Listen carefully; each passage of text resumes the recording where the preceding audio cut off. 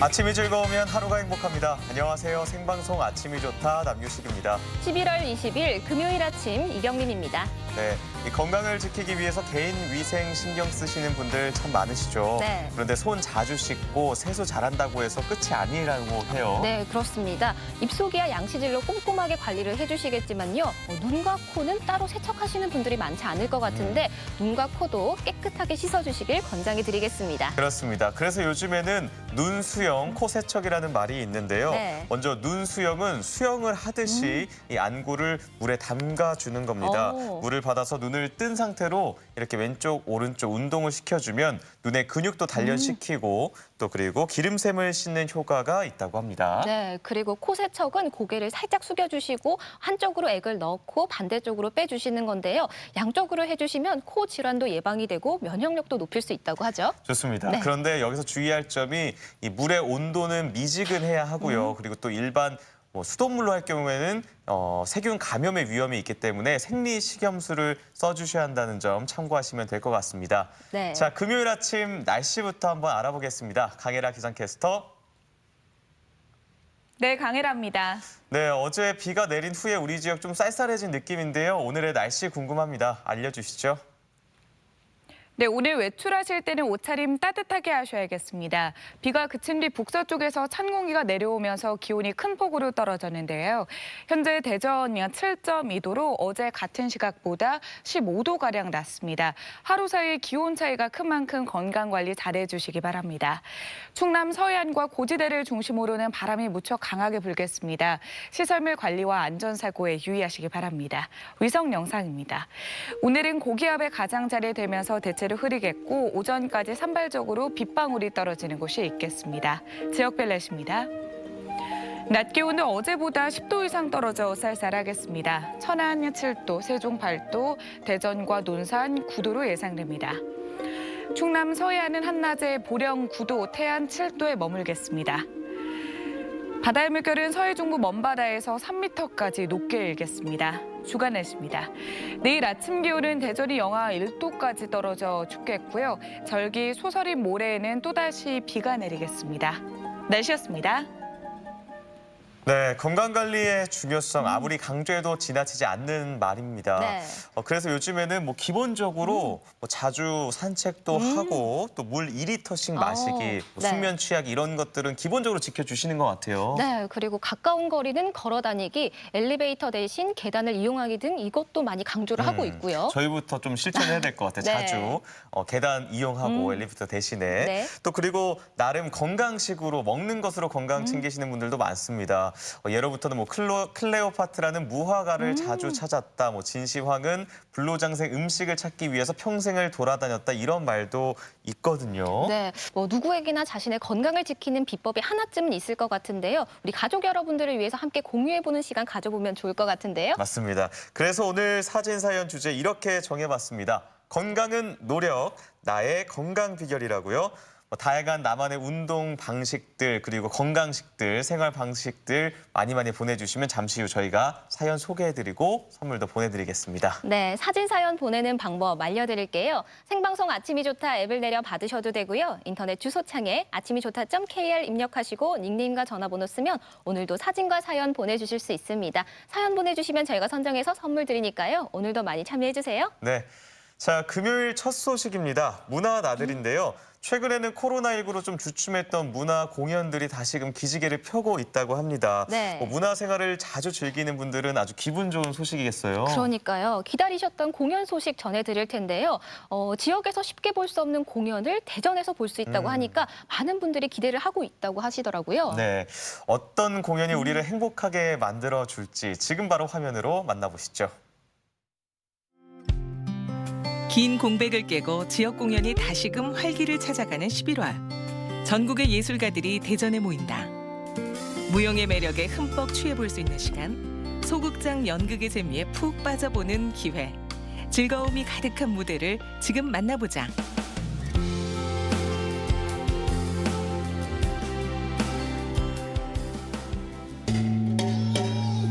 오는 토요일에 펼쳐질 공연 준비가 한창인 대전 시립무용단. 이번에 마련한 기획 공연은 작년에 이어 두 번째 열리는 감독전으로 올해는 거장을 만나다라는 부제로 함께한다. 우선 감독전이란 전국 무용단에 계시는 감독님들을 모시고 한 무대에서 공연을 펼치는 게 감독전이에요. 근데 작년에는 현역으로 계시는 분들을 모셔서 저희가 무대를 펼쳤지만 이번 무대는 현역에 계셨던 분들이 아니라 저희 한국무용가의 대가이신 선생님들을 모시는데요. 선생님이 만드신 작품들을 저희 대전 시립무용단이 같이 엮어서 한 무대에 펼쳐지는 감독전이 되겠습니다.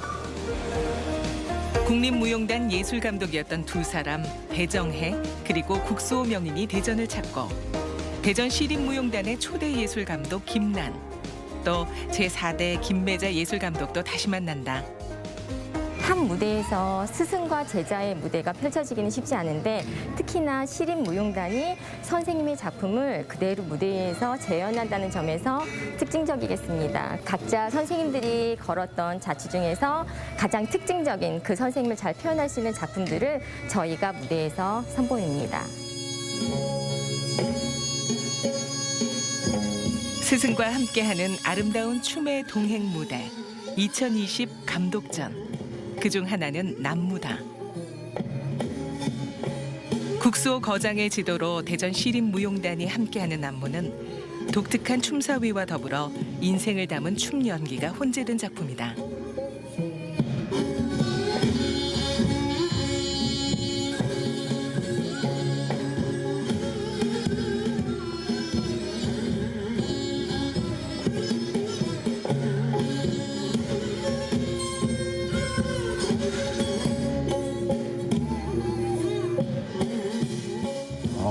저희한테는 뭐 한국적인 전통춤의 맥을 이어갈 수 있는 그걸 또 배울 수 있는 그런 과정이었고요. 이걸 함으로써 전통춤의 맥을 이어나갈 수 있어서 저희한테는 뜻깊은 그런 과정이었다고 생각됩니다. 또 다른 작품은 전통의 선율과 함께할 춤 그 신명. 김매자 명인이 사사한 안무로 함께하는 날. 다양한 전통춤에서 파생된 동작 속에 수많은 진리가 담긴 신명으로 역동적인 힘을 표현하고자 한다.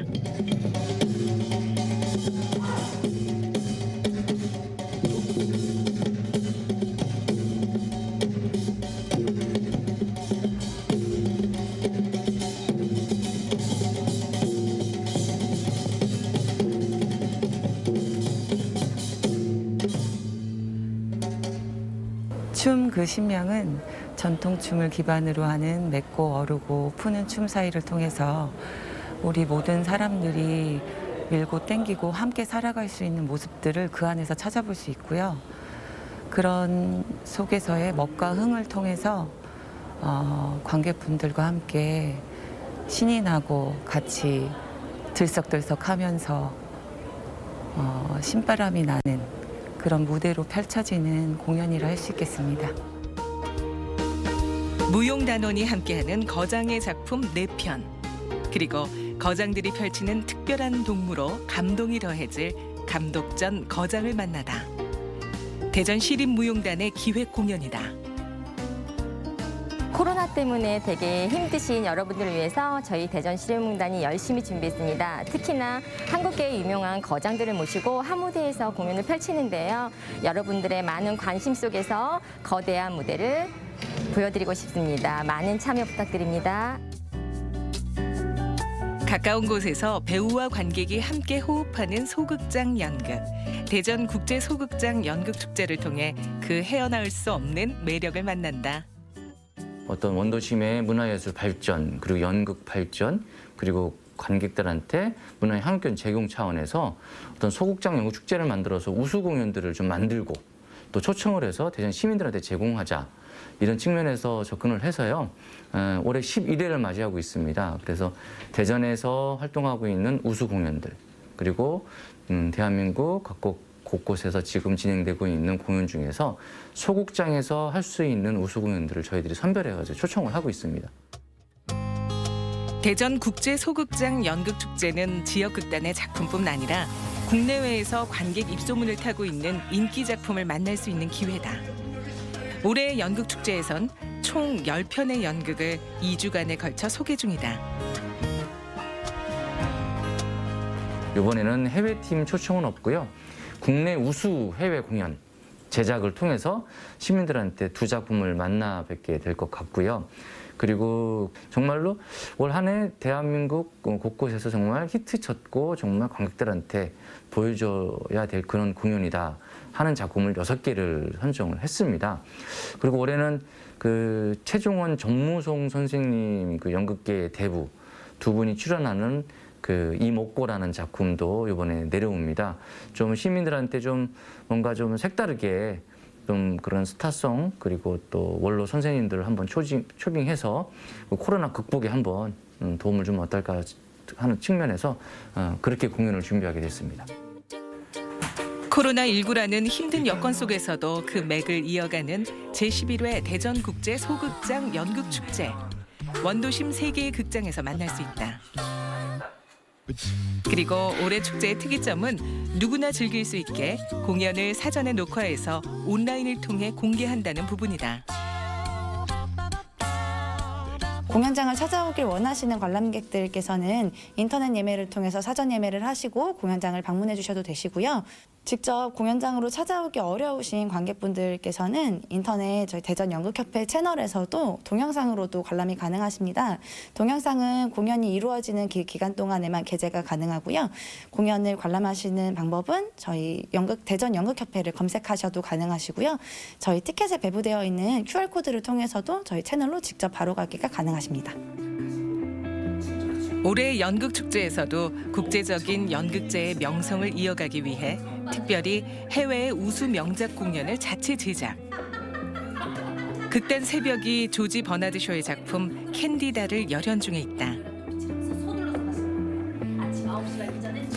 이 캔디다는 좀 쉽게 얘기를 하면은 그 완고하고 완벽주의 목사와 그다음에 젊은 시인이 아름다운 여인 캔디다를 놓고 벌이는 사랑 쟁탈전이라고 쉽게 얘기하면 될까요? 뭐 이런 정도로 소개할 수 있을 것 같아요. 재기발랄한 풍자, 시적인 대화, 원작 본연의 장점을 그대로 살리고 각색을 통해서 인물의 특성을 좀 더 뚜렷하게 부각시킨 극단 새벽의 캔디다. 진정한 사랑과 삶의 진실한 가치를 고민해 볼 수 있는 연극이다. 단 하나의 느낌조차도 사모님하고 일치하는 게 없는 당신이 이기적으로 무심하게 당신의 자존감을 위해 그녀를 희생시킨 그 모든 지겨운 세월 동안 그녀가 견뎌야 했던 위선덩어리를 생각하면 몸서리가 쳐진다고요. 저 사람은 아주 잘 견디고 있는 것 같은데. 목사님은 지금 저를 아주 우습게 생각하시네요. 방금 여기 계시던 노인분이 목사님의 사회주의를 바라보는 것처럼. 캔디다에서 위선적인 목사 역을 맡고 있는 모렐입니다. 두 남자 유진과 모렐 목사의 사랑을 한꺼번에 받고 있는 캔디다입니다. 캔디다를 사랑하는 유진 역할입니다. 모렐 목사를 열광적으로 좋아하고 따르는 비서 렉시 역할을 맡고 있습니다. 모렐 목사의 똑부러지는 비서 역할을 맡고 있습니다. 프로씨입니다.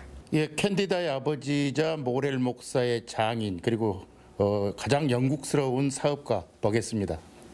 네가 하는 일 하나하나 현대를 살아가는 우리를 연상케 하는 다양한 인물이 등장하지만 너무 무겁지도 가볍지도 않은 연극. 오늘 저녁 소극장 무대에서 만날 수 있는 캔디다다. 대전 국제 소극장 연극제 캔디다 많이 보러 와주세요. 대전에서는 특별한 모둠 예술의 한마당이 열린다. 대전 시립무용단의 기획 공연 감독전 거장을 만나다. 그리고 다채로운 연극을 만날 수 있는 대전 국제 소극장 연극축제까지 다채로운 예술 무대를 마음껏 즐기고 교감해 보면 어떨까? 네, 마치 무용 공연의 끝판왕을 만나고 돌아온 기분이었습니다. 네. 거장의 작품들을 한눈에 모아서 볼 수 있는 거장을 만나다. 대전시립 무용단 기획공연 감독전 2탄이었고요. 앞으로도 많은 기대 부탁드립니다. 네, 그리고 1년에 딱 한 번만 열리는 대전국제 소극장 연극축제도 이번에 놓치면 또 1년을 기다려야 하니까 많은 분들이 놓치지 않으셨으면 좋겠어요. 맞아요. 좀처럼 특히나 대전에서는 찾아보기 힘든 공연이라고 하니까요. 네. 참고해보시면 좋을 것 같습니다. 자, 다음에는 좀처럼 정말 보기 힘든 저 같은 경우에는 아직 네. 평생 동안 한 번도 본 적 없는 그런 김을 만나러 가볼 김이요? 거예요. 뭐 밥을 싸먹는 그런 김 소식인가요? 네, 김만 있으면 뭐 경림 씨는 밥 2공기 뚝딱 하시는데 3공기도 먹죠, 네. 네, 그런 특별한 김 얼마나 특별하길래 이렇게 자꾸 강조하는지 지금 바로 확인해 보시죠. 민물에서 자라는 김이 있다. 소식을 듣고 찾아간 곳은 삼척 민물김 연구센터. 안녕하세요. 와, 선생님 근데 여기 산속에 이런 건물이 있네요. 아, 예. 이곳은 국내에서 유일하게 민물김이 자라고 있는 소한 계곡입니다. 민물김이요? 예. 민물김이 자라고 있습니다. 그 저희가 그냥 평소에 먹는 그런 김은 바다에서 나는 거잖아요. 예, 그렇죠. 근데 민물에서 나는 김이라고 하죠. 예, 민물에서 김이 자라고 있습니다. 2012년 10월 달에 생태경관 보전지역으로 지정을 하게 됐는데요. 그 이유가 이제 민물김이 국내에서 유일하게 여기서 자생한다는 사실을 알게 되면서부터 저희가 관리를 하게 됐습니다. 생장 조건이 까다로운 민물김은 석회 성분이 풍부한 이곳 소한 계곡에서만 자생하는데요. 계곡에서도 햇빛이 잘 들고 유속이 빠른 약 1km 구간에서만 자랍니다. 이 민물김을 관찰할 수 있는 생태 탐방로가 지난 7월 시민들에게 개방됐습니다.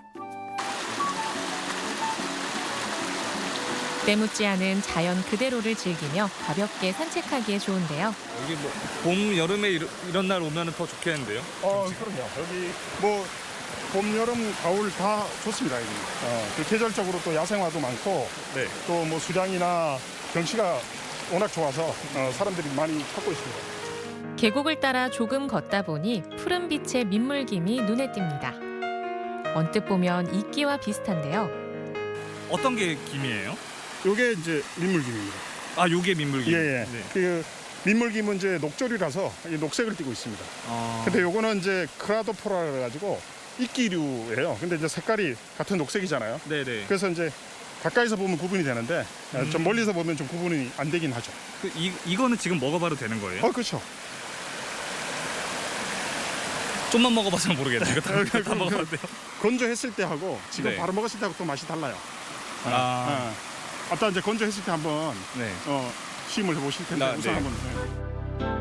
1급수 청정한 물에서 자라는 민물김은 오래전부터 이곳 주민들이 즐겨 먹던 식재료입니다. 어렸을 때부터 사셨다고 하니까 여기 민물김이 있었던 거를 원래 아셨겠네요. 그럼요. 옛날엔 저까지 있었는데 내려왔는데 김이. 그런데 옛날에 이거 갖다 그냥 다 따서 먹고 이랬지요. 지금은 이제 계속 못하라 그러니까 안 하는 거지. 네. 옛날엔 다 그거 따먹고 뭐 여름 되면 뭐 다 이게 그냥 반찬이었었지 뭐 시골에서 옛날에 이걸로. 저도 처음에 시집 오느니 뭐 결혼해가지고 시어머니가 그렇게 떠더니 신기했죠. 뭐 바다에만 김이 나는 줄 알았는데 이거 와서 그 뭐 동네 옛날에는 오염이 안 돼서 그런지 몰라도 참 많이 난 것 같아요. 지금보다는. 그래 다 집집마다 다 나와서 시간 나는 대로 와서 떠다가지고 뭐 구워도 잡숫고 뭐 아니면 국도 해 잡숫고. 1980년대만 해도 연간 15만 장을 생산했던 민물김. 지금은 개체수 감소로 연구 목적으로만 채취가 가능한데요. 현재 민물김 연구센터에서는 민물김 생태와 특성은 물론 대량 증식에 관한 연구를 이어오고 있습니다. 지금 저희가 연구는 한 2년 정도 했습니다. 그래서 가장 이제 기초적인 뭐 어떤 단계로 해서 생활사가 되고 그다음에 유리배양으로 하면 어떻게 되고 그다음에 김발에 붙이는 것까지는 했어요. 다른 것들은 같은 조건에서 대량으로 갈 수 있는데 이 민물김은 같은 조건이라도 이 대량으로 갈 수 있는 조건들이 다 틀리기 때문에 대량으로 갈 수 있는 조건을 찾는 데까지가 가장 중요한데 그래서 처음에 모든 조건은 우리도 마찬가지인 게 열대 지방에 있는 사람하고 온대 지방에 있는 사람 모두 지역적으로 다 차이가 있는 것처럼 얘네들도 온도별로 일단은 조건을 다 줍니다. 그러니까 5도, 그러니까 그러니까 처음에는 광범위하게 5도, 10도, 15도, 20도, 25도 이렇게 5도 단위로 주면서 하고 있고 그다음에 그 단계를 빛이 예를 들어서 2000럭스 이하, 그다음에 3000럭스 이하 이렇게 빛도 어떻게 줬을 때 그런 조건들을 각각에 해서 그 범위를 점점점 줄여 나가는 것입니다. 이 민물김은 일반 김에 비해 칼슘과 인 등 무기질 함량이 높은데요. 특히 바다김엔 없는 만니톨이란 성분은 부종 제거에 효과적이라고 합니다. 실제로 이곳 주민들은 미역국 대신 민물김국으로 산후조리를 했다고 하네요. 효능이 뛰어난 만큼 최근 이 민물김을 활용해 다양한 시도를 하고 있는데요. 이게 그 민물김으로 만든 김이죠? 예, 그렇습니다. 요거는 비누로 만드신 건가요? 민물김을 추출해서 네. 그 추출물을 가지고 저희가 천연 비누하고 같이 해서 만든 그런 제품입니다. 아까 전에 그 계곡에서 네. 그 채취해서 생으로 드셔보셨잖아요. 네네. 그걸 잘 이제 기억하셨다가 이거하고 좀 비교를 해주시면 좋을 것 같아요. 이거는 저희가 작년에 12월 달에 채취를 해서 자연 상태에서 건조만 하고 네. 뭐 조미를 하거나 어떤 인위적인 작업은 한 건 하나도 없습니다. 그 상태로 그대로 해서 저희가 한지에 싸서 냉동 보관했다가 지금 맛을 보시는 거예요. 완전 김인데. 네. 그리고 또 식감 자체가 일반 바닷김들은 보면 이렇게 뭐라 그러죠? 입안에 이제 붓고 나면 이런 게 되게 이제 조금 담백하기도 하고. 되게 쫀득쫀득해요, 식감이. 예. 앞으로 좀 이제 계획이 있다면 어떤 계획이 있어요? 지금 현재 이제 그 삼척 민물김은 이제 출발을 한 지가 한 3년 정도 됐습니다. 그러니까 사실 뭐 일반인들이 많이 모르시고 또 민물김의 효능이나 이런 부분도 모를 뿐 아니라 저희도 그런 부분에 대해서 지금 연구를 하고 있는 입장이라서 우선 저희가 이제 증식 연구를 계속적으로 해서 이 부분이 어느 정도 이제 성과를 낸다 그러면 저희가 이제 민물김을 그 김 자체로 소비자에게 공급하는 방법과 또 민물김을 추출해냅니다. 그래서 이제 그 민물김 추출물을 가지고 상품화하는 전략 이런 이제 두 가지 전략으로 갈 겁니다. 그래서 이제 상품화 전략이 하기 위해서는 뭐 저희가 나름대로 여러 가지 이제 연구를 계속 병행하겠지만 그렇게 된다면 아마 민물김도 일반인들이 드시기도 하면서 또 생활 속에서 충분히 또 민물김을 접할 수 있는 그런 기회가 머지않아 오지 않을까. 맛과 효능이 뛰어나 조선시대 임금에게 진상된 민물김. 하루빨리 대량 증식에 성공해 더 다양한 상품으로 만나볼 수 있길 바라고요. 무엇보다 자연이 준 이 귀한 선물을 보존하는 데 우리가 모두 힘써야겠습니다. 잘 보존하려면은 일단은 관광객이 오시든 누가 오시든 간에 자연을 훼손시키지 말고 잘 갖고 와야지 보존이 되겠지요. 그죠? 그렇게 하면은 자연적 보존이 되죠. 일단은 물이 많이 내려가야 돼요. 물이 많이 내려가고 깨끗하면은 이건 일급수 깨끗하면은 보존이 되겠지요. 우리나라 사람은 누구나 할 것 없이 같이 이렇게 자연을 보호해야 된다는 그는 아주 누구나 강조하고 싶습니다. 네, 김은 바다에만 있다? 이런 편견 이제는 버리셔야 될 것 같습니다. 네. 우리 1급수 청정 지역에 민물김이 난다는 사실 저도 오늘 새롭게 알게 됐네요. 네, 그러니까요. 민물김을 만나기가 참 어려운데요. 아까 보셨듯이 민물김을 다시금 복원하기 위해 노력하는 연구센터도 있으니까 하루빨리 시장에서 좀 쉽게 만날 수 있으면 좋겠네요. 네, 이제 민물김이 시장에도 나오게 되면 뭐 바다김이다, 민물김이다 이렇게 선택의 폭도 넓어질 것 같고요. 굉장히 맛보는 재미도 있을 것 같습니다. 그러니까요. 하루빨리 우리 민물김이 네. 식탁에 올라오는 날이 왔으면 좋겠습니다. 네, 또 무엇보다 화면에서 많은 분들이 강조해 주셨듯이 자연 지키기 우리가 함께 동참하면 민물김을 빨리 볼 수 있을 것 같은데요. 민물김 소식 잘 만나봤습니다.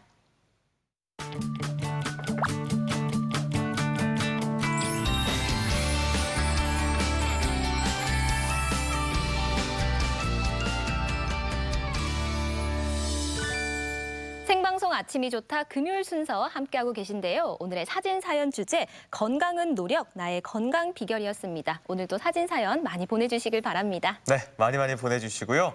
자, 다음으로는 만나볼 순서 건강톡톡 시간입니다. 네. 11월 중순이 넘어가고 차츰 연말이 다가오면서 사실 이맘때면은 이 술자리가 잦아지기 마련이거든요. 송년회다, 막년회다 이렇게 술자리가 많아지는데 네. 올해는 코로나19 때문에 좀 빈도는 줄어들겠지만 네. 그래도 술자리가 생기면서 이 간이 손상될 위험도 사실은 커지는 시기잖아요. 그렇습니다. 알코올 섭취를 많이 하게 되면 간에 무리를 주기 때문인데요.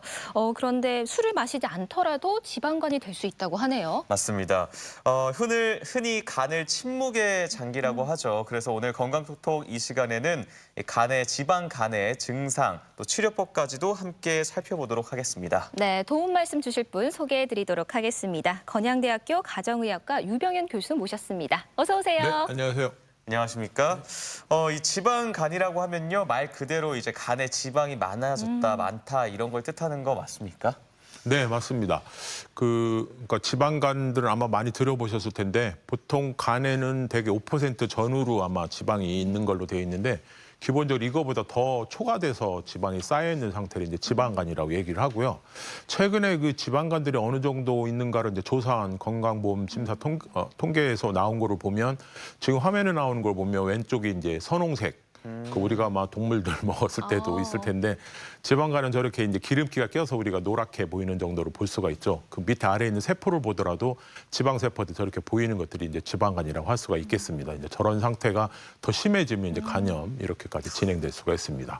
최근 이제 건강보험 심사 통계원을 보면 2015년에서 2019년까지를 보니까 지방간이 전체적으로 많이 늘었다. 근데 알코올성 지방간은 좀 줄었다 그러고요. 비알코올성 지방간들이 늘었는데 어느 정도 늘었나를 살펴보니 남성들 같은 경우는 대개 한 15,000명에서 5만 명 이상이니까 꽤 늘었고요. 여성분들도 한 11,000명에서 거의 3만 명이 넘을 정도까지 늘었으니까 지방간이 중에서도 특히 알코올과 관계없는 지방간 수가 굉장히 늘었다. 이렇게 통계들도 나와서 증명을 하고 있습니다. 네, 몇 년 사이에 지방간 환자가 많이 늘었는데요. 그럼 이 지방간의 종류는 알코올성과 비알코올성으로 나뉘게 되는 건가요? 네, 그렇죠. 그 알코올성은 뭐 그 말 그대로 이제 술을 많이 드셔서 생기는 거죠. 술을 먹어서 이제 지방 합성들이 이제 체내 증가되면 생기는 건데 보통 뭐 이따가 이제 술도 어느 정도 먹는 게 좋을지 얘기하겠습니다. 보통은 적정한 거는 우리나라 소주잔으로 보면 되게 넉 잔, 여성은 2잔이니까 반병 정도 이렇게 이하로 먹어야 적정하다고 보는데 이제 그거 이상이 초과되게 되면 또 기간에 따라서 양에 따라서 이제 지방간이 되고요. 그 그림에 나오는 것처럼 이제 지방간도 이따도 또 좀 더 설명드리겠습니다만은 정상 상태에서 지방간 간의 염증, 간경화까지 이런 과정을 거칠 수가 있는 것들이기 때문에 지방간이 상당히 위험할 수가 있고요. 또 이제 이 비알코올성 지방간 같은 경우는 간에 이렇게 무리가 안 되는 정도 양을 하더라도 이제 지방간을 일으키는 건데 흔하게 이제 나타나는 것들이 이제 체중이 늘어나는 비만 환자, 고지혈증, 당뇨병 같은 것들이 있는데 특히 당뇨병 같은 경우는 70% 정도가 지방간이 생긴다 그러는데 이 표에 보면 다 아시다시피 우리나라 비만 환자들 늘은 것들은 눈으로 봐도 특히 뭐 자녀들 봐도 그렇지만 엄청나게 늘어나고 있고 더불어서 당뇨병 환자도 지금 30세 이상 500만 정도가 당뇨병 환자라고 할 정도니까 그중에서도 뭐 70% 가까운 정도가 지방간이 있을 정도니까 상당히 문제가 되고 이 당뇨병 같은 경우는 특히 이제 인슐린이 작용을 잘해서 당들이 제대로 잘 분배가 돼야 되는데 그게 이제 안 되니까 남은 당들이 결국은 간, 이런 장기들이 자꾸 축적이 되게 되니까 지방간이 자꾸 늘어나는 그런 현상들을 뒤따르게 되는 일들이 일어나고 있습니다. 그렇군요. 이 교수님 말씀대로 이 비만 환자인 경우에는 당뇨병을 앓고 계신 분들이 비율적으로 높은데요. 그렇다면 비알코올성 지방간의 주 원인 역시 이 비만을 꼽을 수 있을까요? 예, 여러분들이 이제 뭐 비만을 뭐 기준으로 하는 것도 다양하게 있죠. 그냥 보기에 뚱뚱하다 그러면은 뭐 비만한데 이렇게 얘기를 하는데 우리가 이제 객관적으로 증명하는 지수들이 여러 가지 있는데 그 중에 이제 체질량 지수가 있는데 쉽게 이해하게 예를 들면 키가 2m다 그러면 2의 제곱, 그럼 4를 체중 100kg라 그러면 나누는 거죠. 그럼 25라는 숫자가 나오는데 그게 이제 체질량 지수라고 얘기를 해요. 그럼 체질량 지수를 기준으로 보면 23이 이제 과체중 우리나라, 외국은 25인데 그거에 미만인 사람들을 봤더니 지방간이 어느 정도 있느냐 살펴보니까 10 내지 30% 정도고 우리나라가 12.6% 정도까지 유병률이 나오는 거니까 우리가 봐도 썩 비만하지 않은데도 나타난다는 것들을 볼 수가 있고요.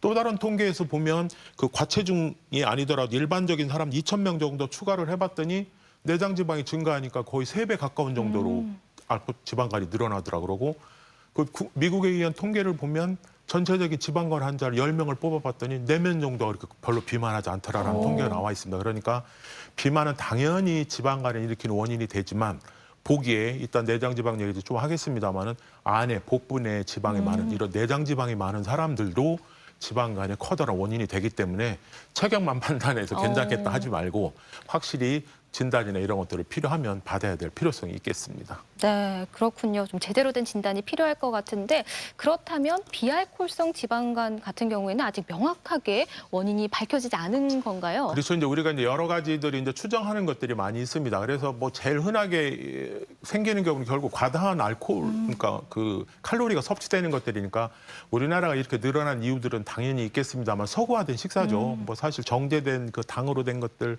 그다음에 뭐 빵이라든지 주식들이 좀 많이 쌀 소비가 줄고 많이 바뀌었고 물론 탄수화물도 이제 살찌는 원인이 되겠습니다만 이런 것들이 결국 많아지게 되니까 결국은 아까 얘기한 내장 지방이 많아지는 사람도 늘고 비만도 늘는 것들이 제일 커다란 원인인데 또 하나의 커다란 원인이 이제 운동 부족이라는 거죠. 되게 먹으면 에너지를 소모를 해야 되는 소모할 네. 일이 없게 되다 보니까 결국은 2차적으로 생길 수 있다는 것들이죠.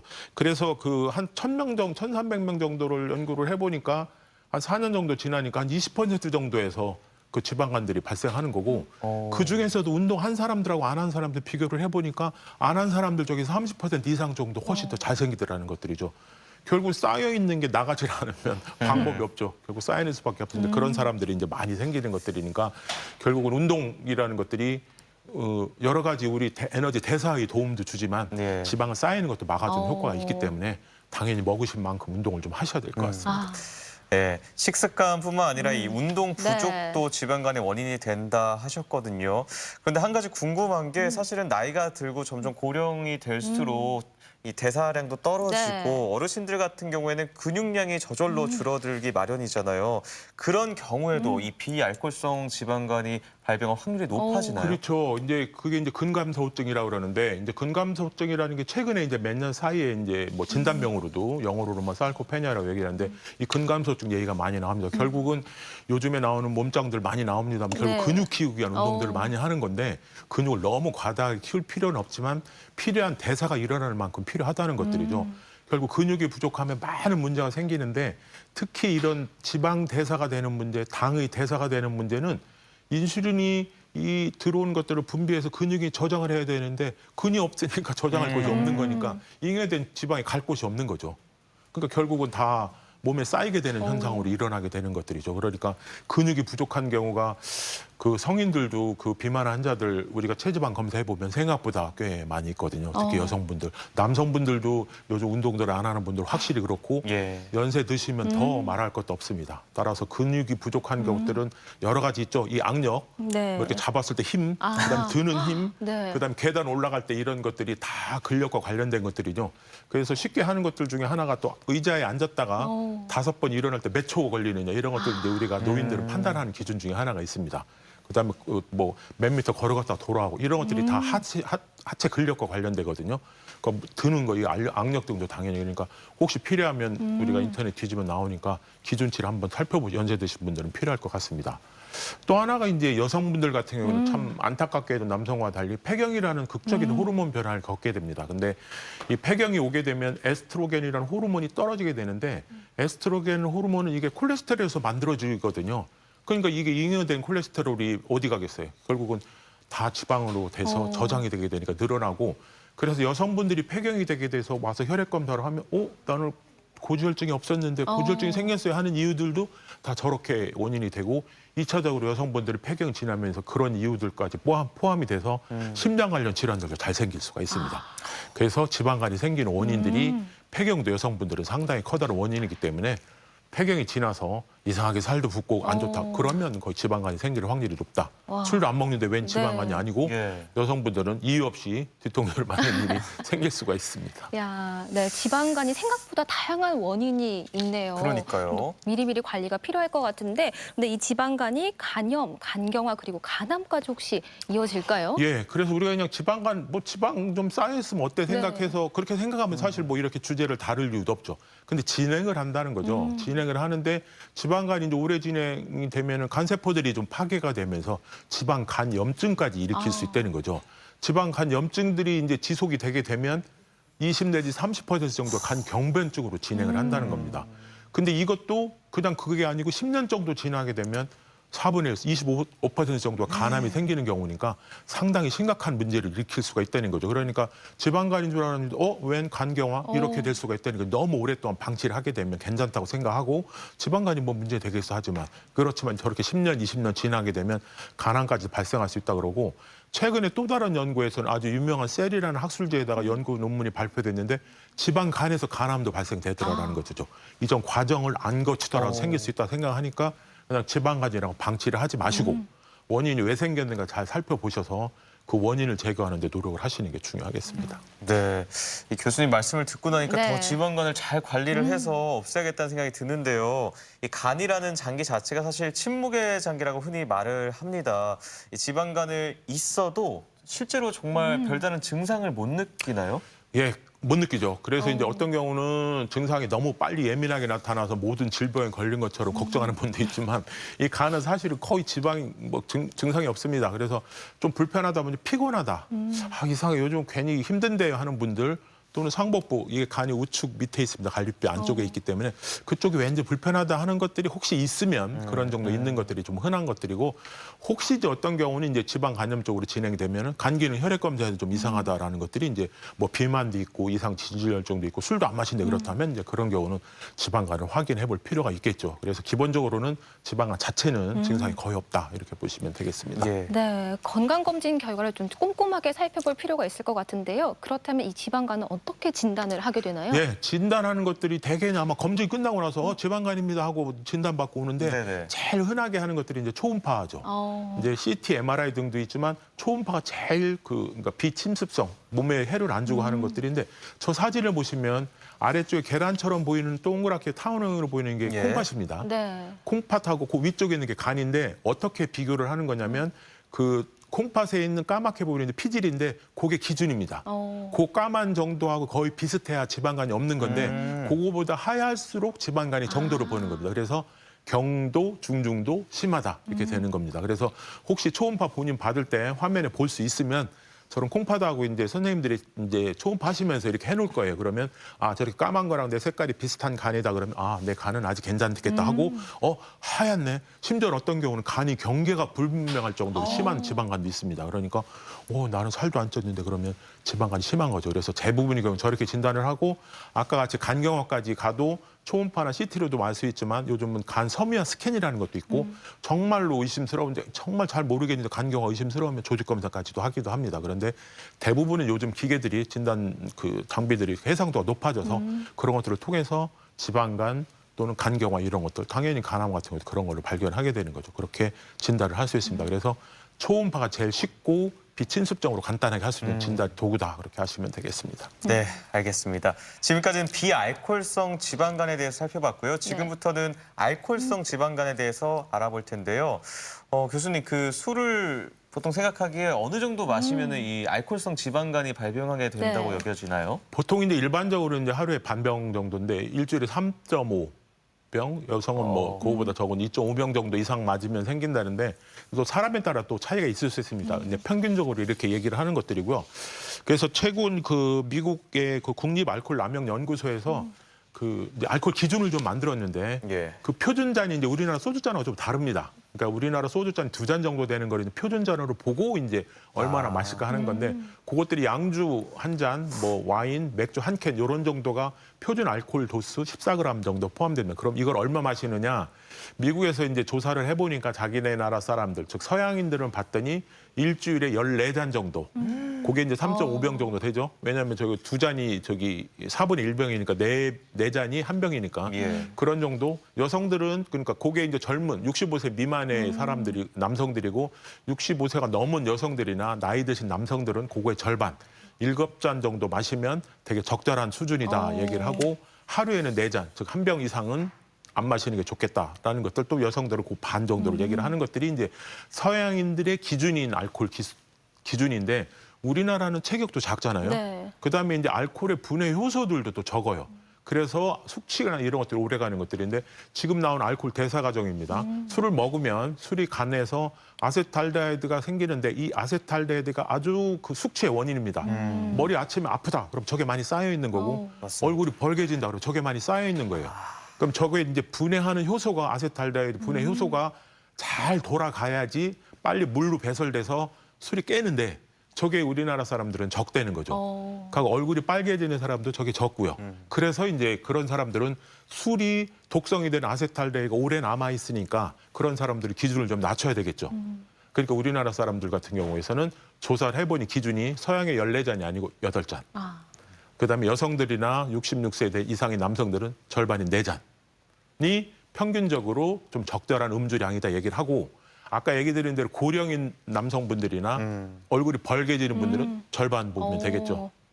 그래서 따져보니까 남성들은 일주일에 보통 소주 2병 정도 그런 정도, 여성들은 거의 절반 정도가 맞겠다라고 얘기를 하는 거니까 뭐 보면은 정말 하루에 반병도 안 되는 정도니까 술을 적절한 음주량이랑 그 정도 이상이면 생길 수 있다 이렇게 보시면 되겠습니다. 아, 생각보다 굉장히 작은 양이라고 또 생각하시는 분들도 많이 계실 것 같은데요. 또 제가 듣기로는 그 잠들기 전에 포도주 한 잔씩 마시는 게 심장질환 예방에 도움이 돼서 뭐 좋다고 하시는 분도 계신데 좀 작은 술을 먹어도 지방간이 그렇죠. 생길까요? 그게 이제 우리가 이제 잘 모르게 겉으로 이제 뭐 비만해지고 이렇게 안 되더라도 술 한두 잔만 하더라도 그 술 자체가 내장 지방을 형성하는 데는 아주 커다란 자극하는 요소가 된다고 되어 있습니다. 그 술 자체에 의해서도 뿐만이 아니고 술에 따라서 또 술을 뭐 안주 안 먹고 술만 먹는 분도 있지만 되게 술을 먹으면 식욕을 자극해가지고 이게 음식을 먹게 되는 건데 이 내장 지방 사진을 보시면 이게 아주 전형적인데요. 여러분들이 이제 피하 지방 저게 보면 동그랗게 원처럼 그려 있는 것들이 이제 복벽에 있는 근육들이 그 밖에 그러니까 여러분들이 이렇게 옷 밑에 서서 만져지면 그게 피하 지방이고요. 그러니까 겉으로 만져지는 지방이고 그게 이제 살쪘다 느끼는 것들을 보는 건데 실제 속살은 저 안에 있는 겁니다. 저 안에 보면 그 동그란 안에 그 회색으로 보이는 장기들이고 하얗게 떠다니는 것들이 다 내장 지방이거든요. 그러니까 겉으로는 표시 안 나더라도 그 속 안에 들어있는 지방들이 많은데 그럼 그 내장 지방이 뭐 표시도 안 나는데 왜 문제일까 그러는데 내장 지방이 실제 많은 문제를 일으킨다는 거죠. 왜 그러냐면 그 안에 있어서 바로 지방산으로 돼서 혈액을 통해 나오면 혈액을 통해서 간뿐만 아니고 심장, 콩팥에 다른 장기에 가서 다 저장이 되니까 다 질병을 일으키는 원인이 되고 또 하나 이 자체에 의해 가지고서는 이 문제가 심각하게 일으키는 것들이 이 지방 세포 사이에 염증 세포들이 사이에 끼게 되면서 염증 관련 물질들이 나오게 되니까 대사 관련된 질환들이 잘 생긴다는 것들이죠. 그러니까 내장 지방, 그러니까 겉으로 비만하지 않은 사람들도 안에 많이 낀 사람들, 그러니까 지방간이 많이 있는데 겉으로는 드러나지 않더라도 이런 병원들은 거의 대부분 내장 지방이 많은 분들이기 때문에 그런 분들 같은 경우는 이런 위험성들이 항상 상존하기 때문에 술이 한두 잔이 괜찮을 것 같지만 이것들이 지속되게 되면 내장 지방을 일으키는 원인이 될 수 있기 때문에 가능하면 그것도 조심을 하시는 게 좋겠습니다. 네, 겉으로 많이 표나지 않아도 내장 지방도 역시 신경 쓰셔야 될 것 같습니다. 네. 자, 무엇보다 가장 중요한 게 치료법인데요. 네. 이 지방 간의 치료법 살펴보겠습니다. 뭐 약물도 섭취해야 되나요? 기본적으로 이제 만약에 지방간 자체보다는 뭐 간 기능이 나빠지는 간염까지 가면 간 기능 개선해주는 약제들도 이제 일부 도움이 될 수는 있겠죠. 그렇지만 기본적으로는 1차 원인이 술 드시는 분 술 개선하는 게 이제 첫 번째 해야 될 일이고 두 번째는 운동에서 체중을 10%만 감량을 하더라도 전반적으로 다 좋아지는 걸로 되어 있습니다. 따라서 내가 지방간이 원인이 무엇인가를 관리하는 게 중요하고 질병을 갖고 계신 분, 당뇨라든지 이상 지질혈증 있는 분들은 100% 그걸 해결해야지 좋아지겠습니다. 네, 알겠습니다. 자, 오늘 건강톡톡 시간에는 지방간에 대해서 살펴봤습니다. 다음 주 이 시간에는 암 환자의 재활에 대해서 살펴보겠습니다. 궁금하신 점 있으시면 저희 홈페이지에 사연 남겨주세요. 네, 지금까지 도움 말씀에 건양대학교 가정의학과 유병현 교수와 함께했습니다. 네, 도움 말씀 고맙습니다. 네, 고맙습니다. 감사합니다. 자, 우리 지역의 날씨 다시 한번 알아보겠습니다. 강혜라 기상캐스터. 네, 하루 사이에 날씨가 급변했습니다. 비가 그친 뒤 북서쪽에서 산공기가 내려오면서 기온이 큰 폭으로 떨어졌는데요.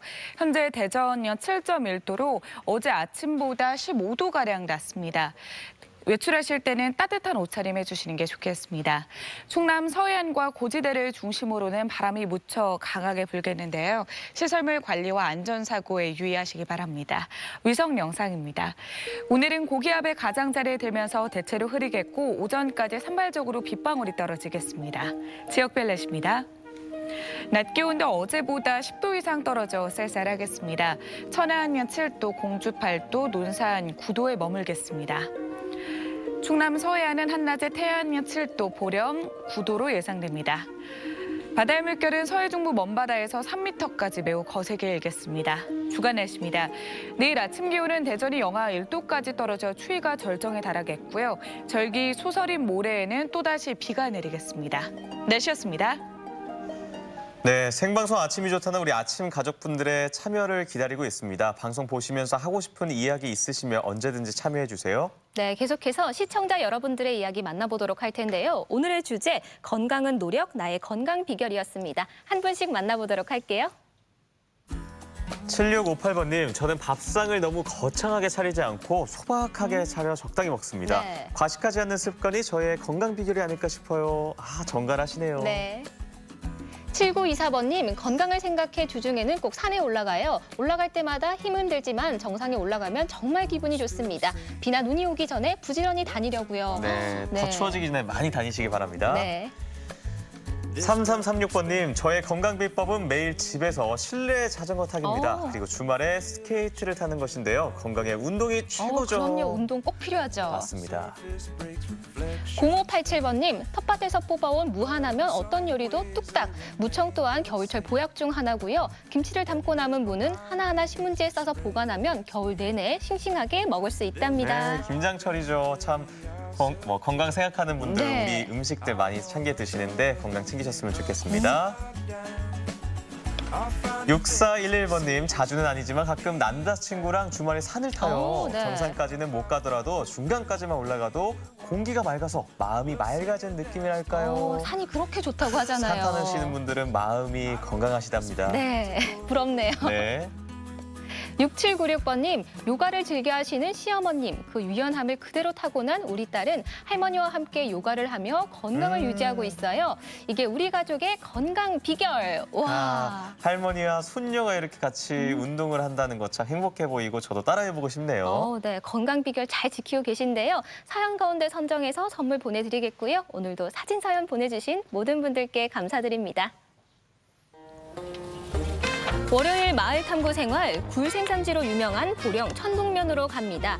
이곳에는 굴만큼이나 유명한 게 있는데요. 그건 다름 아닌 천북 들꽃 오케스트라단. 10대부터 70대까지 다양한 주민들이 모여 멋진 하모니를 만들고 있습니다. 행복한 음악 소리가 울리는 마을 이야기, 월요일에 만나볼게요. 네, 어제는 날씨가 정말 요란했습니다. 뭐 태풍 온 지역도 있었고 네. 비도 내리면서 낙엽도 막 우수수 막 많이 떨어지고요. 네. 특히나 오늘 이제 내일까지 가면서 기온이 뭐 영하권인 지역도 많이 나온다고 하니까 건강 챙기셔야 될 것 같아요. 네, 부쩍 좀 따뜻해졌다 싶어서 월동 준비 미루셨던 분들은 이번 주말을 잘 활용하셔서 꼼꼼하게 준비하시는 게 필요하겠습니다. 네, 이제 11월 막바지를 향해 가고 있습니다. 오늘 주말 건강 관리 잘 하시고요. 저희는 내일 아침 월요일 아침 7시 50분에 다시 인사드리도록 하겠습니다. 오늘도 함께해 주신 여러분 고맙습니다. 고맙습니다.